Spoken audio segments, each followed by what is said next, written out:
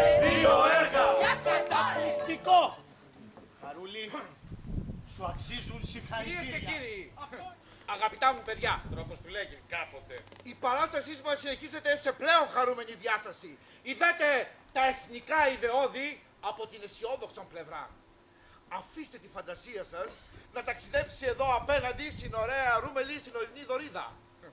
Εκεί λοιπόν κάποτε ο Μήτρος, μικρό αγόρι, δοκίμασε τη γλύκα του φιλιού στα χείλη της μεγαλύτερης αλλά πολύ όμορφης Μάρος. Πες εσύ τη συνέχεια! Δεν θα σας κουράσω με άλλες θεωρίες. Ετοιμαστείτε να υποδεχτείτε τον μπαλέτο του θειάσου μας, που μετά από φιλότιμες προσπάθειες και υπό την καθοδήγηση πάντα της μεγάλης ιέρειας του χορού Σβετλάνας ετοίμασαν ειδικά για εσάς μια εξαιρετική χορογραφία για να σας ανεβάσουν τη διάθεση. Μουσικά!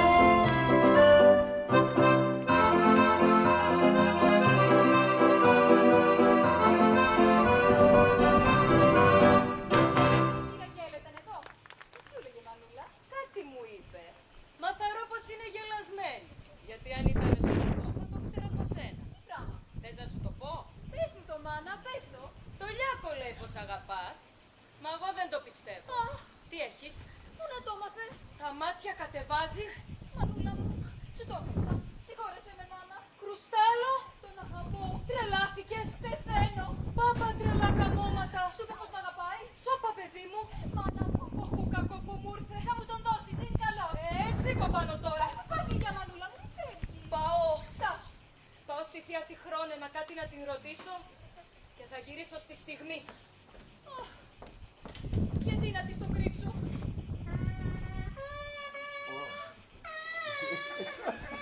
Σαν τη φλογέρα είναι αυτή. Πώς μοιάζει με τη Λιάκου. Αυτό περνά. Έρχεται. Αχ, είναι ο ακριβώς μου. Κρουστάλο. Λιάκου. Είναι κανείς στο σπίτι σου? Δεν είναι. Αχ, πάει φως μου, χάθηκα. Τι έπαθες? Αχ, Τι τρέχει. η κυραγγέλο ήταν εδώ. Το ξέρω. Μα δεν ξέρεις πως ήρθε και σε γύρεψε. Και η μάνα σου της είπε πως δεν με θέλει για γαμπρό. Τι το είπε? Ναι, Κρουστάλο. Της ήρθαν άλλες προξενιές. Και ξέρω ποιος σε θέλει. Αχ, η Αγγέλο μάργησε και πρόλαβε ο Μήτρος. Ποιος Μήτρος? Ποιος, Κρουστάλο, λες? Εκείνος που σε είδε κάτω στη βρύση και έχασε για σένα είναι το φως. Αγάπη μου, εγώ μονάχα εσένα αγαπώ. Κι εγώ. Κρουστάλο! Ασύν και Παπαδόπουλο. Μα κάτι να. Στάκα! Δεν θέλω σπίτι. Έχω αυτό. Μαναχή, ένα χωράφι, ένα μπελάκι. Ξέρω εγώ. Χαρούλη, πολύ δεν τραβάει τον μπλα μπλα. Σουτ, αδερφούλα κάτσουμε. Να φέρω μέσα τον παλιτάκι. Εξαφανίσου! Είπαμε! Όλα γίνονται σε ρυθμό παράστασης. Μη χαλάς την κορύφωση της δράσης. Άκου, κάτσε. Τώρα θα έρθει η Κρουστάλο που έχει πάρει την απόφασή της να το σκάσει από τη μάνα της. Μετά έχει χορευτικό. Ετοιμάσου να προλογίζει.